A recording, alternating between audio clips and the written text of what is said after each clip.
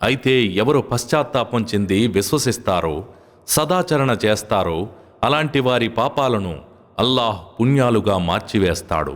అల్లాహ్ క్షమాభిక్ష పెట్టేవాడు, కరుణామయుడు. మరెవరైతే పశ్చాత్తాపం చెంది సదాచరణ చేస్తాడో అతడు అల్లాహ్ వైపునకు మరలివచ్చినవాడవుతాడు. వారు అసత్యానికి సాక్షులుగా ఉండరు. ఎప్పుడైనా వ్యర్థమైన వాటి గుండా పోవలసి వస్తే హుందాగా ముందుకు సాగిపోతారు. వారికి వారి ప్రభువు వాక్యాల ఆధారంగా బోధపరిచినప్పుడు వారు గుడ్డివారుగా, చెవిటివారుగా వాటి మీద పడిపోరు. వారు ఇలా ప్రార్థిస్తూ ఉంటారు: ఓ మా ప్రభువు, నువ్వు మా భార్యల ద్వారా, మా సంతానం ద్వారా మా కళ్లకు చలువను ప్రసాదించు. మమ్మల్ని దైవభక్తిపరుల నాయకునిగా చేయి.